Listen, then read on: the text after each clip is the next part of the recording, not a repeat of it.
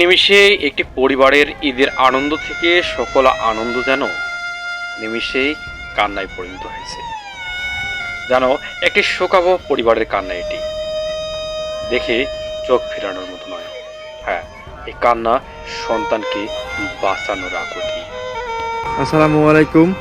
আমাদেরকে রাশিয়ার 15 দিনের ট্রেনিং দিয়ে যুদ্ধে পাঠানোর জন্য প্রস্তুত করা হচ্ছে। আমাদেরকে নিয়ে বলা হচ্ছে আমরা নাকি ড্রোন ফ্যাক্টরিতে আছি, ড্রোন ফ্যাক্টরিতে কাজ করার জন্য ট্রেনিং করতেছি, অন্য কাজের জন্য ট্রেনিং করতেছি, অন্য জায়গায় নিয়ে যাবে। এগুলো হচ্ছে মিথ্যে। আসল সত্য হলো আমাদের 15 দিনের ট্রেনিংয়ের পর আমাদেরকে যুদ্ধে পাঠাবে।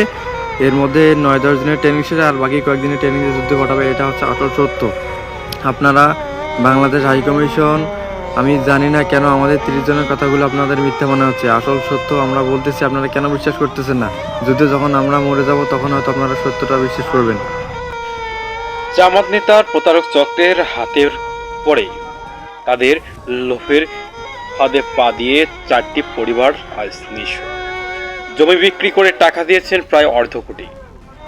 আজ তাদের সন্তান যেখানে রাশিয়ার বাহরাইনের মস্কো শহরে ড্রোন কোম্পানিতে চাকরি করার কথা, কিন্তু না, তাদেরকে 90 দিনের ট্যুরিস্ট ভিসায় রাশিয়ায় পাঠিয়ে দিয়ে তাদেরকে রাশিয়ার সেনাবাহিনীদের কাছে বিক্রি করে দেওয়া হয়েছে।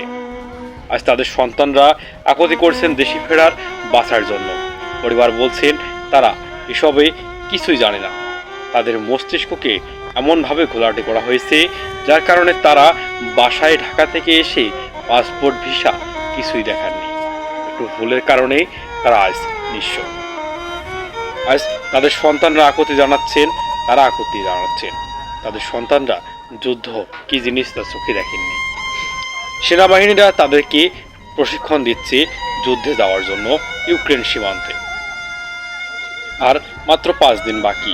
এই 5 দিনের প্রশিক্ষণ শেষ হলে তাদেরকে যুদ্ধে পাঠাবেন। তারা এখন সেনাবাহিনীর কাছে জিম্মি। তাদেরকে বিভিন্ন দেশে তথা 3টি দেশ পেরিয়ে তাদেরকে সেখানে নিয়ে যাওয়া হয়েছে। এখন তারা বিচার চান। ঘটনাটি লালমনিরহাট জেলার পাটগ্রাম উপজেলার কালীরহাট এলাকার। এই ঘটনার অভিযোগের তীর বাংলাদেশের জামাতি ইসলাম পাটগ্রাম উপজেলা শাখার সদস্য মোহাম্মদ ইউনুস আলী মাহিন ইসলাম। এ বিষয়ে ইউনুস আলী এবং মাহিন ইসলামকে একাধিকবার কল করেও পাওয়া যায়নি, এমনকি তাদেরকে খুঁজেও পাওয়া যায়নি। পরিবারের দাবি, তাদের সন্তানদেরকে যেভাবে সুস্থভাবে নিয়ে যাওয়া হয়েছে বিদেশের মাটিতে, ঠিক তেমনি করে তাদেরকে বাংলাদেশে ফিরিয়ে দেওয়া হোক তাদের বুকে। আর সেই প্রতারক চক্র জামাতি ইসলাম নেতা মাহিন ও ইউনুস আলীর তারা কঠোর শাস্তি চান। ডেস্ক রিপোর্ট, দৃশ্যপট।